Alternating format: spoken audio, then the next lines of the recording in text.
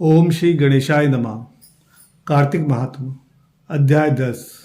राजा पृथु ने कहा, देवर्षि आपको नमस्कार है।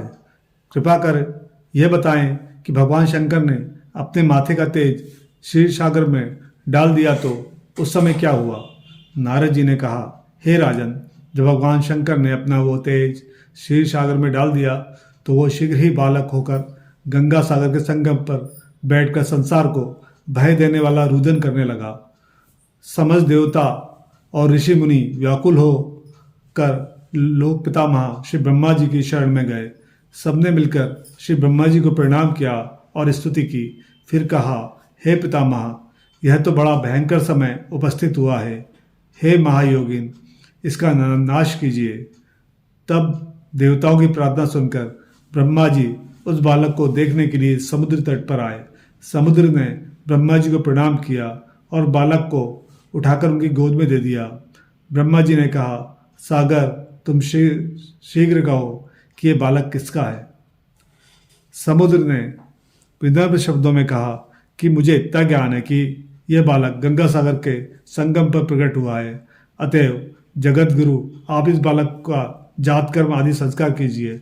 इसका जातक फल बताइए। नारद जी कहते हैं कि इधर तो सागर ब्रह्मा जी गले में हाथ डालकर बार बार उनका आकर्षण कर रहा था। फिर उसने ब्रह्मा जी का गला इस जोर से पकड़ा कि उससे पीड़ित हो ब्रह्मा जी के नेत्रों से आंसू टपकने लगे।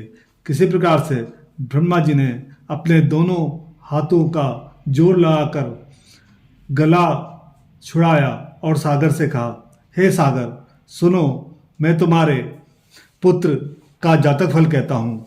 मेरे नेत्रों से यह जल निकला है, इस कारण इसका नाम जलंधर होगा। यह उत्पन्न होने के साथ ही तरुण हो गया है।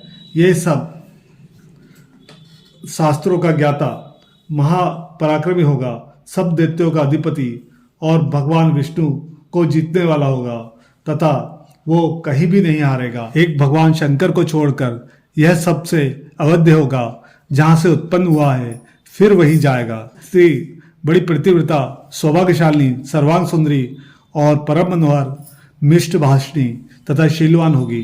ब्रह्मा जी ने शुक्राचार्य को बुलाकर उनके हाथों से बालक का राज्याभिषेक कराया और आप अंतर्ध्यान हो गए। समुद्र ने प्रसन्न होकर उसका पालन पोषण किया तथा कालनेमी नामक असुर को बुलाकर उस बालक का वृंदा नाम की कन्या से विवाह करवा दिया। उस विवाह में बड़ा उत्सव हुआ। श्री शुक्राचार्य के प्रभाव से स्त्री सहित जलंधर दैत्यों पर राज करने लगा। जय माता आपकी।